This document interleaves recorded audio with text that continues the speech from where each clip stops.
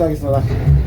নমস্কাৰ, আপোনালৈ হয় হয়, বহুত ভাল লাগিলে আপোনাক লগ পাই। আজি আপুনি আমাৰ মাজলৈ আহিছে, আমাৰ পোহৰ এজনী চেনেলৰ মাধ্যমত। তো আপোনাৰ মই এজন ভাল শ্ৰোতা, আপোনাৰ গীত মই বৰ ভাল বহুত পাওঁ। ধন্যবাদ আপোনালৈ। আপোনাৰ গীত শুনি বৰ ভাল পাওঁ, ধুনীয়া ধুনীয়া গীত। আপোনাৰ এক বেলেগ ধৰণৰ হয় গীত গায়, ভাল লাগে। তো এইবাৰ আমি শুনিবলৈ পাইছোঁ আপুনি বিহুলৈ বৰ ধুনীয়াকৈ প্ৰস্তুতি কৰিছে এক বিশেষভাৱে। আমাৰ অকণমান ৰাইজক কওক বিহু কেনেকৈ আৰম্ভ কৰিব। পোনপ্ৰথমে মই সকলো অসমীয়া খুলিলে মোৰ ফালৰ পৰা বহুত বহুত মৰম আৰু শুভেচ্ছা জনাইছোঁ। এইবাৰ ৰঙালী বিহুটো যেন মানুহে সকলোৰে পালন কৰক, ভাল হওক দিনবিলাক, তাকে কামনা কৰিছোঁ। আৰু আপোনালোকৰ পেজটোলৈ পেজ নহয়নে? হয় হয়, ইউটিউব চেনেললৈ মোৰ ফালৰ পৰা বহুত বহুত মৰম আৰু শুভেচ্ছা জনাইছোঁ।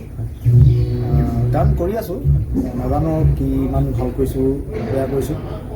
ৰাইজে যিমান মৰম দিছে তাৰ ওপৰতে আমাৰ ফলাফল নহয়নে? হয় হয়। তাকে যদি ভাল পাইছে আমাৰ নিশ্চয় ভাল লাগিব। তাকে আজিৰ পৰা আমি ৰিহাৰ্চেল আৰম্ভ কৰিছোঁ বিহুলৈ বুলি। নতুন নতুন গীতো লৈছোঁ আৰু যিসকল আমাৰ পুৰণি শিল্পী আছে খুব ধুনীয়া ধুনীয়া গীত আছে, কোনোবা গীতো গাবলৈ চেষ্টা কৰিছোঁ, লৈছোঁ দুই এটা। চাওঁচোন বাৰু কেনেকৈ মানুহক মানে কি ৰাইজক মনোৰঞ্জন দিব পাৰোঁ। আপোনাৰ এটা খুব জনপ্ৰিয় গীত হৈছিলে সৰুৰ পৰা, তাৰে মাজতে আমি এটা শুনিছিলোঁ কৃষ্ণক কলীয়া বুলি এটা গীত আছে, খুব ধুনীয়া গীত। এই গীতটো আপোনাৰ ৰচনা কৰিছিলে, ইমান ধুনীয়া লাগে, ভাল লাগে। একচুৱেলি মানে কি হয়, আমি এটা সেই গীতত আচলতে বহুতে বহুতক বিচাৰি পাইছে, সকলোৱে ভাল লাগে। তাৰ কাহিনীটো এনেকুৱা ধৰণৰ, মই যেতিয়া ভাবিছিলোঁ মোৰ নামটো তাত সন্নিৱিষ্ট কৰিছোঁ, সেইটো মানে পিছত কৰা হৈছে। প্ৰথমে মই ভাবিলোঁ যে এজন কলা ল'ৰা বা এজন দেখিবলৈ বেয়া ল'ৰা তাৰো প্ৰেম হ'ব পাৰে, কাৰোবাক ভাল লাগিব পাৰে, এইটো ভাল লগাটো কোনো ডাঙৰ কথা নহয়, হয় নাই? কিন্তু ভাল লাগিলেও মানে কি এনেকুৱা হয়, সেই কলা বা দেখিবলৈ বেয়া কাৰণে ইগন'ৰ কৰে ছোৱালীবিলাকে। মানে ইগন'ৰ কৰাৰ কাৰণে সি এনেকুৱা এটা কাম কৰে, সি মানে ছাকচেছ হৈ যায়। হয় হয়, মানে এনেকুৱা এটা কাম কৰে, ই ভাল কাম এটা কৰি দেখায়। মানে সেই ছোৱালীজনী প্ৰথমে ইগন'ৰ কৰে, পিছত তাই ভাবি পায় যে অঁ এই ল'ৰাটো ভাল আছিল। কিন্তু যেতিয়া ভাবি পায় তাৰমানে তাই বহুত দেৰি হৈ যায়। সেই কথাটোকে তাৰমানে গানৰ আকাৰত প্ৰকাশ কৰিছে। কিন্তু গানটো সঁচাকৈ বৰ ধুনীয়া, যে সকলোৰে এটা মন থাকে, সকলোৰে এটা কিবা কৰিবলৈ মন যায়। প্ৰেম হ'ল এখন সাগৰৰ নিচিনা, সকলোৱে তাত বিলীন হ'বলৈ মন যায়। সেই বস্তুটো ইমান ধুনীয়াকৈ প্ৰকাশ পাইছে, সেইকাৰণে সকলোৰে প্ৰিয় আছিলে গীতটো। আৰু এবাৰ নতুন এটা গীত কৰি আছিলে আপুনি, গীতটো অকণমান ক'ব নেকি কিবা?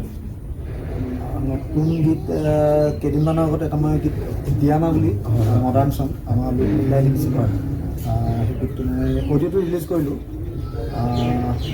যিমান পাৰোঁ মই বিহুৰ পাছত হয়তো যদি দিন ভালে থাকে ভাবিছোঁ ভিডিঅ' কৰিম বুলি।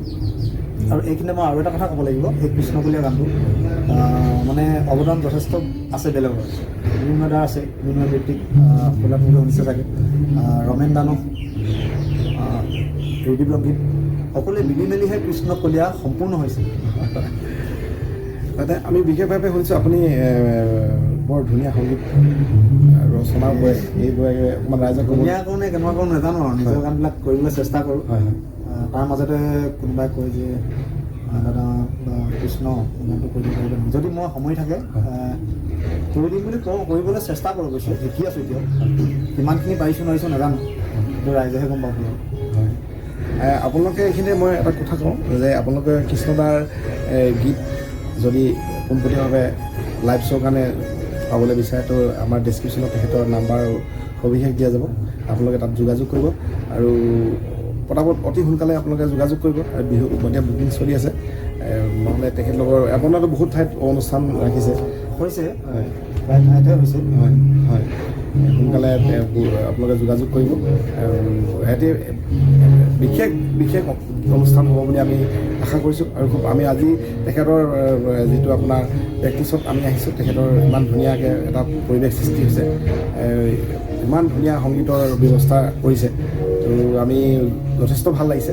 তো ৰাইজে এইখিনি বস্তু আপোনালোকে লাইভ শ্ব'ত আপোনালোকে চাবলৈ পাব, ভাল লাগিব। আপোনালোকৰ এইবাৰ সহযোগী শিল্পী কোনোবা আছে? সহযোগী শিল্পী আছে, প্ৰত্যেকী কলিতা বুলি ভণ্টি এজনী আছে। হয় হয়, ছোৱালী হয়, খুব ধুনীয়া কণ্ঠ তাই। ভাল লাগিব তেতিয়াহ'লে। দুয়োজন শিল্পী আমি যুগলবন্দী আমি লাইভত চাবলৈ পাওঁ। তো তাকে আপোনালোকৰ আশীৰ্বাদ বিচাৰিম মই প্ৰথমে তাৰ কাৰণে মই যিমান পাৰোঁ আপোনালোকক মনোৰঞ্জন দিবলৈ নচোৱাবলৈ চেষ্টা কৰিম। হয় হয় হয় মঞ্চবিলাকত আপোনালোকৰ ভাল ভাল লগা গীতবিলাক গাবলৈ চেষ্টা কৰিম। হয় আৰু বাকী প্ৰকাশ দাই ক'লেই নহয়। তো ৰাইজে কৃষ্ণদাক মৰম সঁহাৰি আৰু আশীৰ্বাদে আগবঢ়াই নিব লাগে আৰু আগন্তুক ৰঙালী বিহুটো তেখেতৰ যাতে সুখৰ আনন্দৰ ধুনীয়াকৈ পাৰ হ'ব লাগে। আৰু তাতে এতিয়া অকণমান ক'ভিড মহামাৰীৰ পৰিৱেশ এটা আহি আছে, কিন্তু তাৰ কাৰণে অকণমান আমি সাৱধান হ'ব লাগিব। সজাগ হ'ব আৰু লাগিব। সেইখিনি সজাগতা তেখেতলোকে অৱলম্বন কৰিছে। তাৰ মাজতে অনুষ্ঠানটো ধুনীয়াকৈ আমাৰ অসমীয়া কৃষ্টি সংস্কৃতিৰ বিহুটো ধুনীয়াকৈ পাৰ হ'ব লাগে, তাৰে কামনা কৰিছোঁ। আৰু আমাৰ চেনেলৰ প্ৰতিজন দৰ্শক শ্ৰোতালে আমাৰ ফালৰ পৰা তথা কৃষ্ণদাৰ ফালৰ পৰা বিহু শুভেচ্ছা জ্ঞাপন কৰিছোঁ। আপোনালোকে কৃষ্ণদাৰ অনুষ্ঠানটো আমাৰ চেনেলত চাবলৈ পাব, লাইভো চাব পাব। তো আপোনালোকে তেখেতৰ যোগাযোগ নাম্বাৰ আৰু যোগাযোগ ডিছক্ৰিপশ্যনত আপোনালোকে পাব, সেইখিনি আপোনালোকে যোগাযোগ কৰি অতি সোনকালে তেখেতক বুকিং কৰিব। আৰু বিহু মঞ্চত এবাৰ আহি আছে আমাৰ মৰমৰ কৃষ্ণ ৰাজ দা। ধন্যবাদ।